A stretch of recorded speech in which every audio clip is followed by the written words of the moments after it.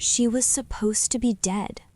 8 years ago, a private jet vanished over the Atlantic. No survivors, no bodies. One woman erased from the world. And yet, Rohan Lancaster saw her standing in a bookstore, smiling like nothing had ever happened.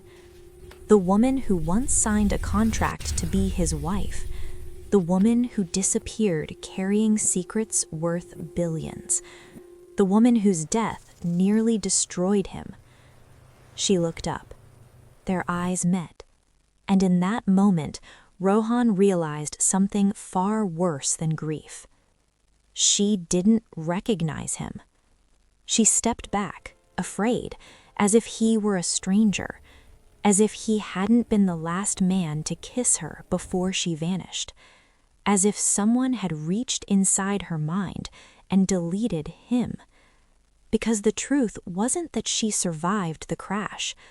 The truth was, someone made sure she forgot she ever lived. The moment Rohan Lancaster walked into the bookstore, his life split cleanly into 2 halves, before her and after. He hadn't planned to stop there. Billionaires rarely planned anything that didn't involve boardrooms, hostile takeovers, or people nervously agreeing with them.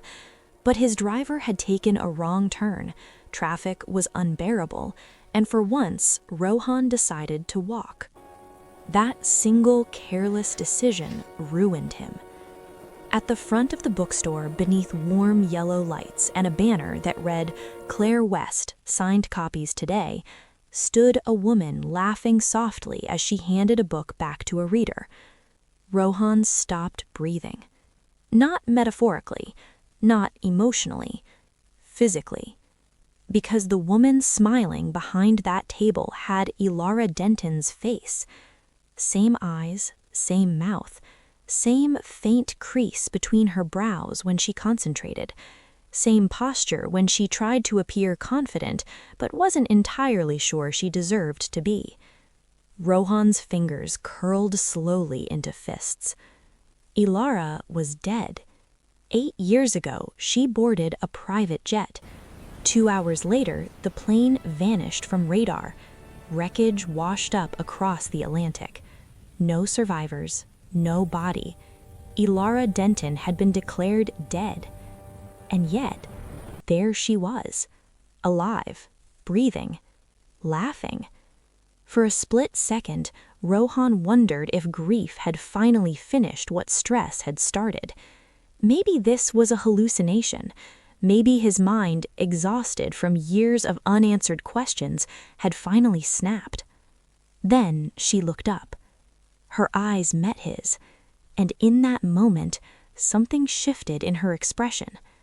The smile faded, not into recognition, but into discomfort, the kind people got when a stranger stared too hard, too long, like he was trying to peel their skin back and read what was underneath.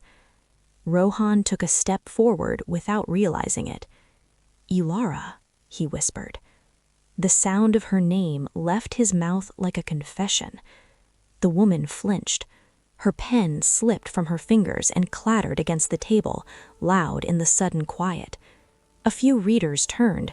Someone chuckled awkwardly, assuming it was part of the event. She swallowed. "I'm sorry," she said gently. "Do I know you?" Her voice. God, her voice was the same. Rohan felt the room tilt. "You're alive," he said louder now, raw disbelief creeping in. "I watched you die." That's when security started paying attention. The woman stood abruptly, chair scraping back. She looked frightened now, genuinely frightened. "I think you have me confused with someone else. My name is Claire, Claire West." Claire. He thought the name hit him wrong, like a bad translation of something sacred. "No," Rohan said, shaking his head slowly. "That's not—" She stepped back again, putting the table between them. "Sir, please, you're scaring me." And that was the moment Rohan realized the truth was worse than death. She didn't recognize him. 8 years earlier, Alara Denton stood in front of a full-length mirror wearing a wedding dress that cost more than everything she'd ever owned combined. It didn't feel real. The woman staring back at her looked composed, elegant, like someone who belonged in a billionaire's world. Alara adjusted the sleeves with trembling fingers, reminding herself to breathe. This was a job, nothing more. Rohan Lancaster hadn't chosen her because she was special. He'd chosen her because she was invisible. No family, no social footprint, no one important enough to ask questions if she disappeared later. His lawyer called it an optimal solution.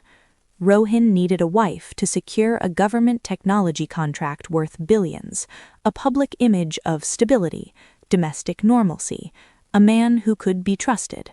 Alara needed money and distance, and a reason her past could never reach her again. The contract was precise. 3 years, public marriage only, no intimacy, no emotional involvement, no questions about each other's past, and no expectations beyond appearances. She would smile when cameras were present, attend galas, stand beside him, and never ask for more. Rohan was polite, the way powerful men often were, never cruel, never warm. He treated her like a valuable object that required careful handling. He provided everything she needed without ever truly seeing her. In public, they were flawless. People called them the dream couple.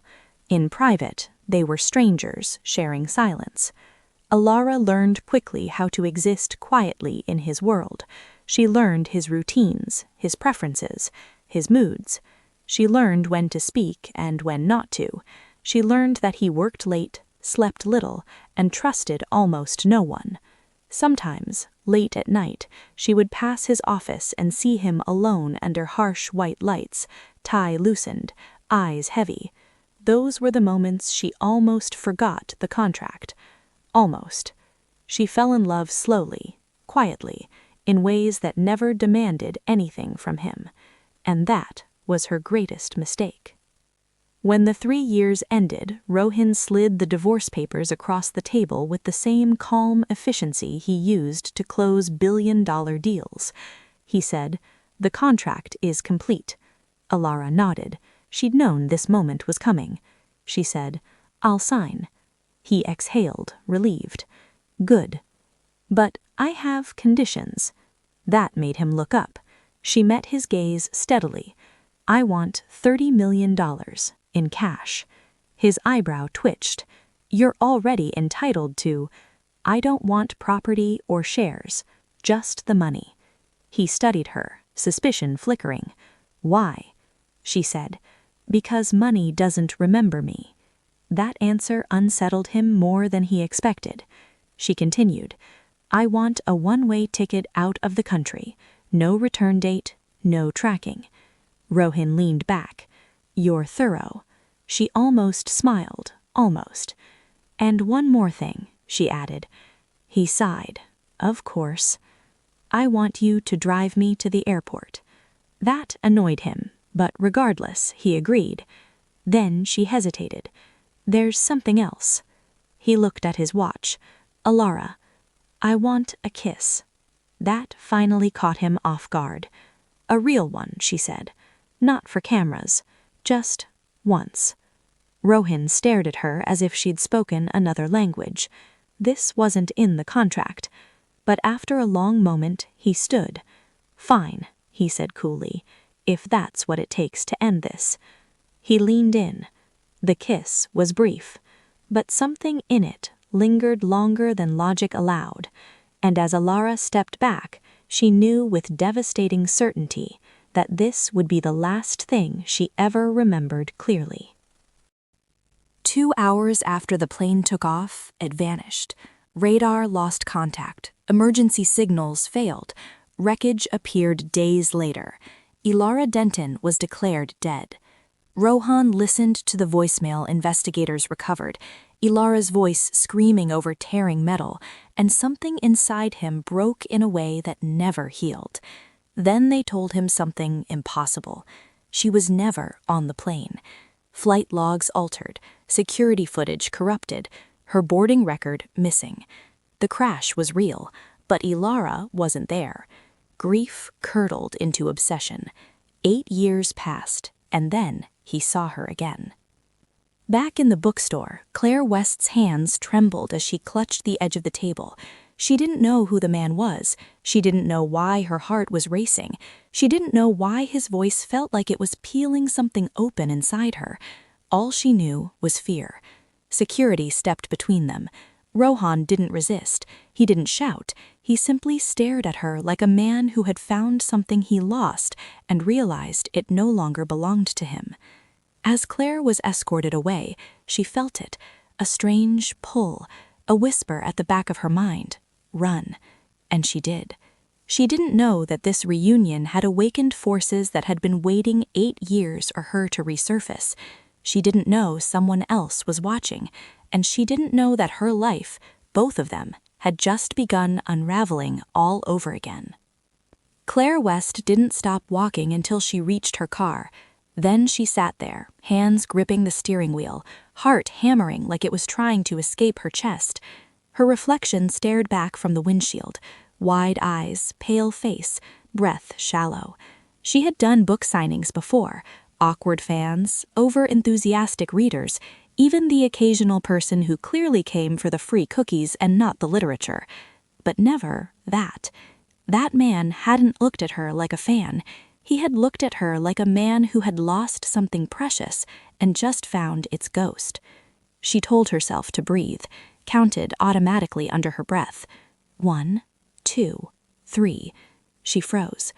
Why did that feel familiar? Claire frowned, shaking her head as if the thought could be dislodged physically. She reached for her bag, fingers brushing against a folded piece of paper that definitely had not been there that morning. She pulled it out. The handwriting wasn't hers. He found you. Run. Damon is still looking. Her stomach dropped. Damon, she whispered to the empty car. The name meant nothing, and yet her pulse spiked like it had been waiting for that sound. Rohan Lancaster did not chase people. People chased him. Investors, rivals, politicians, journalists. Rohan Lancaster was a destination, not a pursuer. But that night, as Claire disappeared into traffic, he stood on the sidewalk gripping the collar of his coat like he was holding himself together by force. She hadn't recognized him, not even a flicker. That terrified him more than any betrayal ever had. Back in his penthouse, Rohan poured himself a drink and didn't touch it. He stood at the window, city lights blurring, memories crashing into him with zero respect for personal boundaries. He knew her habits, the way she tilted her head when confused, the way she avoided eye contact when overwhelmed, the way she counted under her breath when afraid. And she counted. That wasn't coincidence. That was muscle memory, which meant only one thing. Ilara Denton wasn't pretending. Someone had taken her memories, and Rohan intended to find out who. Claire's sleep fractured after that night. Dreams bled into waking moments. Scenes she didn't understand replayed behind her eyes like a badly edited film. A man standing too close, a hand gripping her wrist, a voice low and furious, "You don't leave me." She woke one night gasping, hand pressed flat against her stomach, overwhelmed by grief so sudden and deep she couldn't name its source. "I lost something," she whispered into the dark. "Didn't I?" No answer came, but the ache stayed. She tried to ground herself, coffee, routines, writing. Writing usually helped. Her fantasy novels had always flowed easily, worlds forming as if she were remembering them rather than inventing them. This time the words disturbed her. She found herself describing underground facilities, memory extraction, identity wipes disguised as healing, government-backed technology she shouldn't have known existed. She stared at the screen, fingers hovering. "How do I know this?" she murmured. Across the city, Rohan stared at a very different screen. His private investigator's report loaded slowly, as if even the computer understood the weight of what it contained. Claire West. born nowhere. No birth certificate before 8 years ago, no school records, no childhood photographs, no digital footprint. She appeared out of thin air after a car accident in rural West Virginia, unidentified, severely injured, no ID. Rohan leaned back, jaw tightening. That's not survival, that's a reset. He dug deeper, and then he found it. An medical invoice dated 2 months before the plane crash, an off-the-books clinic. The services listed made his blood run cold. Cranial reconstruction, memory suppression trial, scalp incision left side. He stood abruptly, chair scraping hard against the floor. Alara hadn't just disappeared, she had been erased. Claire discovered the scar by accident. She was brushing her hair, annoyed by a persistent headache, when her fingers brushed something raised just behind her left ear.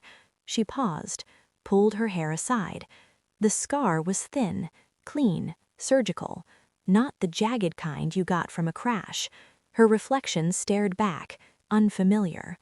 "No," she whispered. "No, no, no." Her car accident report never mentioned surgery like that. Hands shaking, she searched her old medical documents, everything she'd been given when she woke up 8 years ago. Pages missing, entire sections redacted. Her breath hitched. Someone decided what she was allowed to remember, and worse, someone decided what she wasn't. Rohan didn't mean to confront her so soon, but obsession is rarely patient. He found her 2 days later outside a cafe, sitting alone, staring at her phone like it might bite her. She sensed him before she saw him, her shoulders tensed, her fingers curled.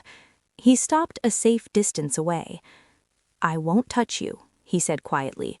"I won't follow you, but you need to listen." She looked up, eyes sharp.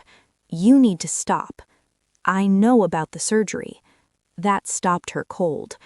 "I know about the scar behind your ear, and the clinic, and the files someone buried." Her voice came out brittle. "You've been stalking me. I've been trying to understand why my wife came back from the dead without knowing who she is. I am not your wife." The words shook anyway. He stepped closer, carefully, like approaching a wild animal. "You used to hate coffee," he said softly, "said it made you anxious. You drank tea instead. Always." She swallowed. "That's not—" "And you tap your ring finger when you're lying. You did that just now." Her hand stilled instantly. Silence stretched. Finally, she whispered, "Who did this to me?" Rohan hesitated. "I don't know, but I know why you ran." She looked at him, eyes glossy. "I didn't run. You were pregnant." The world tilted. Claire stumbled back, grabbing the edge of the table. "What?" "You were pregnant before you disappeared." Her laugh was sharp, hysterical. "That's impossible. I would have remembered that." "You don't remember anything before 8 years ago." Her mouth opened, closed. No sound came out. Rohan's voice softened. "The baby survived." She shook her head violently. "No, you don't get to say that to me. You don't get to invent—" "I didn't invent it, and the baby wasn't mine." That landed as a second blow. Her legs nearly gave out. A child, a baby, her baby, somewhere. Her body reacted before her mind could catch up, grief flooding her veins, maternal instinct roaring awake without context or memory. Tears streamed down her face. I can't feel this if it's not real." "It's real," Rohan said, "and someone took her from you." They weren't alone. A man watched from across the street, face partially hidden beneath a cap, eyes burning with recognition and something far more dangerous. Damon Cade smiled slowly. "There you are," he murmured. "Took you long enough." Claire didn't remember Damon, but that night she dreamed of him.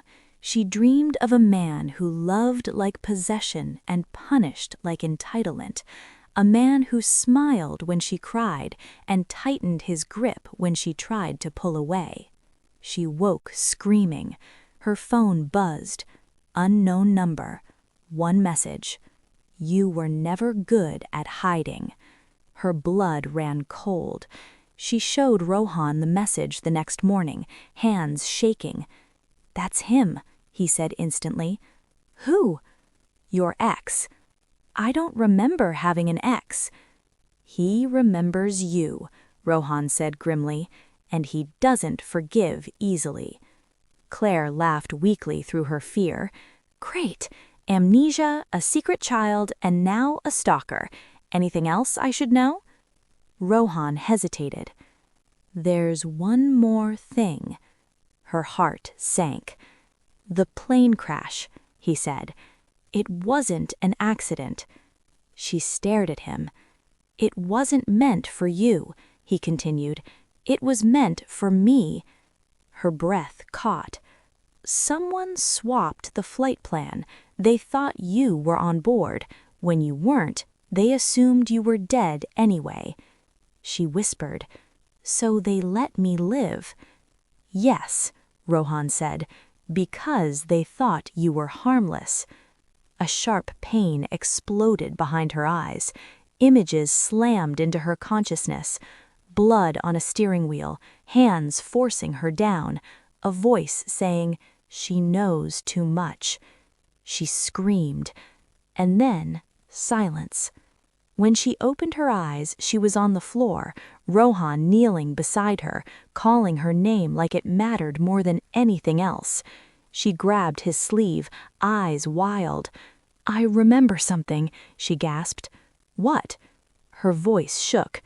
"The crash wasn't meant for me." She swallowed hard, fear crystallizing into certainty. "It was meant for you." From the shadows across the street, Damon watched them through narrowed eyes and smiled. Claire remembered pain before she remembered faces. It came in flashes, sharp, disorienting, without context, the kind that didn't belong to dreams because it carried weight, texture, consequence.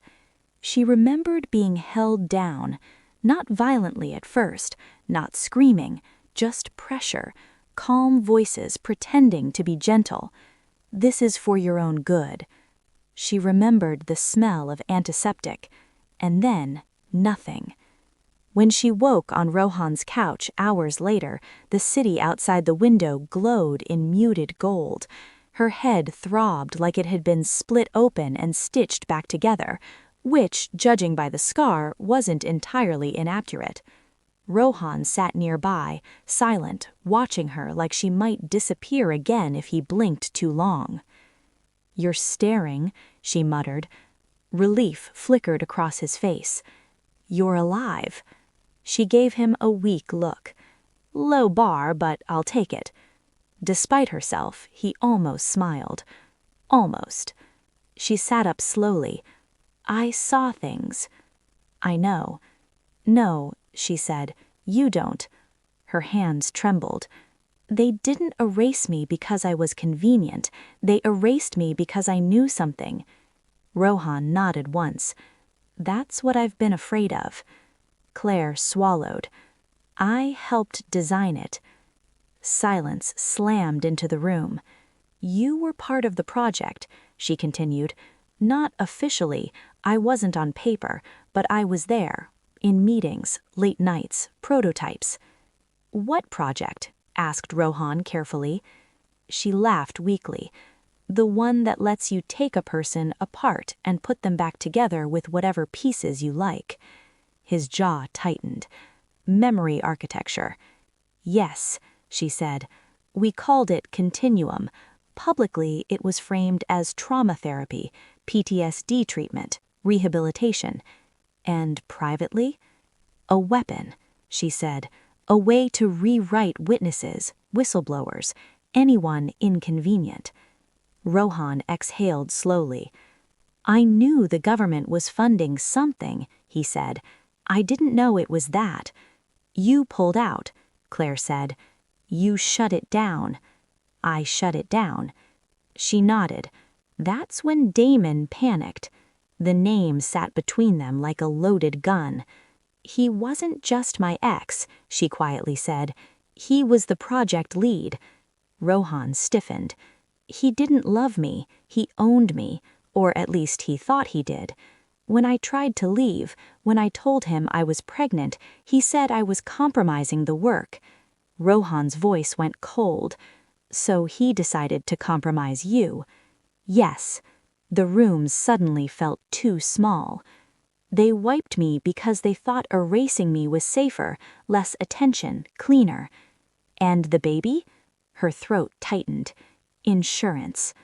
Rohan stood abruptly, rage coiling tight beneath his calm exterior. He used your child to control you. Yes. And now? And now he knows I remember, which means he won't hesitate again. As if summoned by the thought, the security system chimed. Rohan glanced at the monitor. A familiar face stared back. Damon Cade stood outside the building, hands in his pockets, smiling like this was a social visit.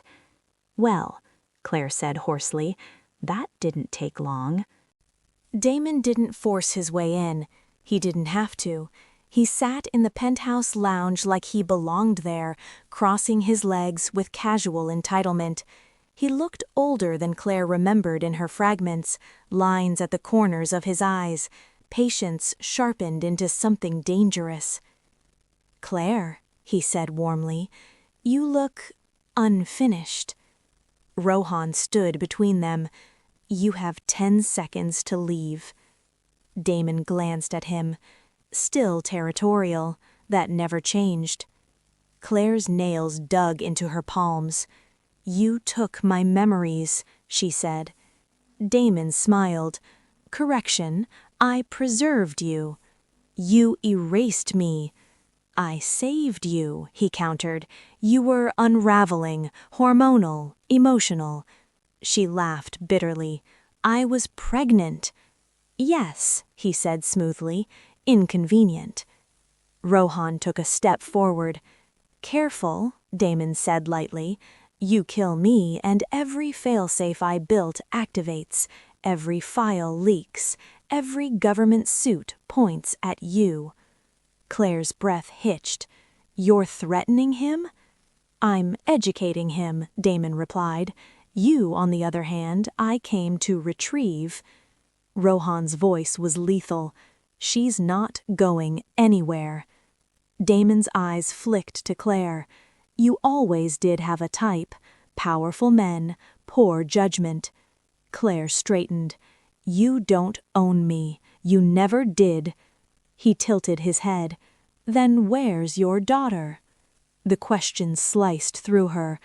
Rohan's head snapped toward her. "Daughter?" Claire's world narrowed. "You told me the baby didn't survive. You didn't say—" "I didn't know the gender," Rohan said quietly. Damon smiled wider. "She's 7, smart, curious, looks just like you when you smile." Claire lunged. Rohan caught her. "Where is she?" Claire screamed. Damon rose calmly. "Safe, for now, provided you come back." "No," Rohan said instantly. "You don't get a vote. She does." He met Claire's gaze. "Come with me," he said softly. "I'll give her back. Fight me and she stays exactly where she is." Silence screamed. Claire's knees felt weak. Rohan shook his head. "This is manipulation." "Yes," Damon agreed pleasantly. "It works." Claire closed her eyes. Then she inhaled. "I'll go." "No," Rohan said. She turned to him. "He knows where she is. And you think he won't kill you the second you're useful again?" She met his eyes. "He needs me alive." "For how long?" "Long enough," she said, "and I won't be alone." Rohan understood instantly. "You're planning something?" She nodded faintly. I helped build it. I know how to break it. Damon raised an eyebrow. You're bluffing. She smiled thinly. Am I? For the first time, doubt flickered across his face. The facility was underground, cold, white, silent. Claire walked its halls like a ghost returning to haunt a place that it thought it had buried her. Every step brought memories rushing back, arguments, compromises, lines crossed and never uncrossed. Damon led her to the control room. You were brilliant, still are. Help me finish it. She touched the console. Where's my daughter? Nearby, watching cartoons, completely unaware her mother rewrote half the world's secrets. Claire's fingers moved, slowly, deliberately. You always underestimated one thing. And what's that? My capacity to lie. Alarms screamed, lights cut, systems crashed. Damon swore. What did you do? I unlocked myself and every suppressed memory in this system. Screens flooded with data, names, projects, crimes. Rohan watched remotely as the feeds exploded across encrypted channels. Government officials panicked, security mobilized. Damon grabbed Claire's arm. You stupid. She ripped free. You taught me everything, including how to destroy you. Gunfire echoed. Chaos erupted. Claire ran. Somewhere in the maze of corridors, a small voice cried out, Mom! Claire froze. Then she ran faster than she ever had in her life. Rohan arrived just as the facility went dark. Smoke filled the air. He found Damon bleeding, crawling toward an exit. Where is she? Rohan demanded. Damon laughed weakly. Too late. A scream echoed from deeper inside. Rohan turned and ran. The scream came again, higher this time, closer. Rohan followed the sound through smoke and flickering lights, heart pounding hard enough to drown out the alarms. He rounded a corner and nearly collided with Claire, who was frozen in place, staring at a small figure standing in the middle of the corridor. The girl couldn't have been more than 7. Curly dark hair, wide, frightened eyes, a small stuffed rabbit clutched so tightly its ear was nearly torn off. "Mom?" the girl whispered. Claire dropped to her knees. The world narrowed to that single word. "Yes," Claire said, voice breaking. "Yes, I'm here." The child ran. Claire caught her, holding her so tightly it was like she was afraid the universe might change its mind if she loosened her grip. She pressed her face into her daughter's hair, breathing her in like oxygen. "I'm sorry," Claire whispered over and over. "I'm so sorry." The girl nodded solemnly, as if she understood more than she should have. "Okay," she said. "Can we go home now?" Despite everything, smoke, danger, betrayal, Claire laughed through her tears. "Yes," she said, "we're going home." Rohan stood back, watching. He had faced hostile boardrooms, blackmail, death threats. None of them had prepared him for the quiet devastation of witnessing something so pure after so much damage. He cleared his throat. "We should move." Claire looked up at him. "Rohan? This is—" "I know," he said gently. "She's ours." The girl peered at him. "Are you the scary rich guy?" Rohan blinked. Claire snorted before she could stop herself. Rohan paused, recalibrating. "I prefer protective investor, but yes, that's me." The girl nodded approvingly. "Okay." That was it. He was accepted. Damon didn't make it out. By the time security forces flooded the facility, his options had collapsed along with his systems. He was found bleeding, restrained by his own safeguards, screaming about ownership and betrayal. Claire didn't watch them take him away. Some endings didn't need witnesses. The fallout was immediate and violent. Government officials denied involvement briefly, then documents leaked, evidence stacked, names fell like dominoes. Continuum was dismantled publicly and buried privately. Rohan testified. Claire testified. And for the first time in 8 years, Claire spoke as herself, with a past, a present, and a future she owned. The house Rohan bought wasn't a mansion.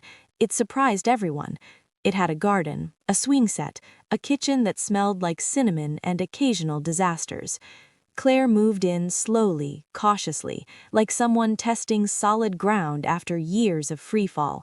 Her daughter, Lena, claimed the spare room immediately and informed Rohan his office was too serious and needed plants. He bought plants. Many of them died. He bought more. Claire pretended not to notice him, Googling, "How often do ferns need water?"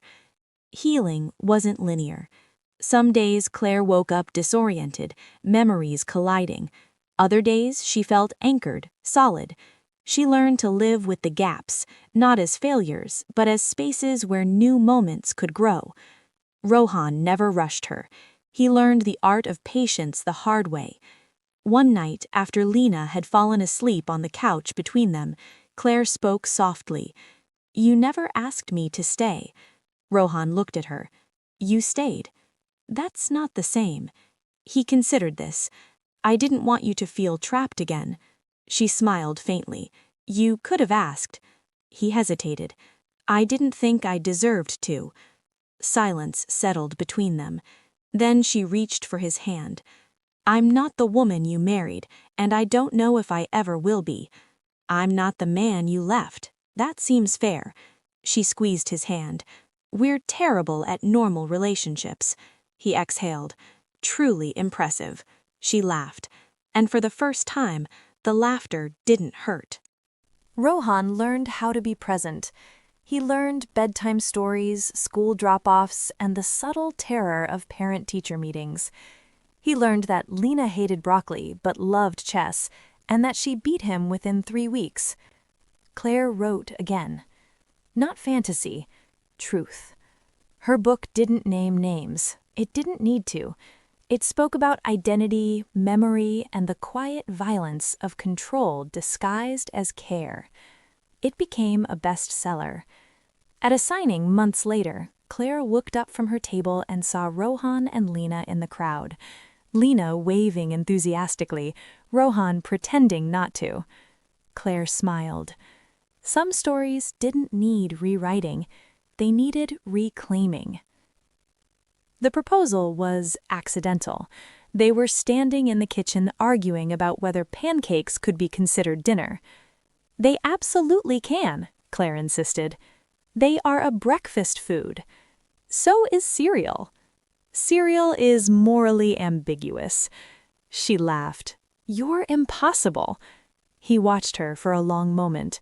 Then he said, "Marry me." She froze. He winced. That came out wrong. She raised an eyebrow. "It usually does."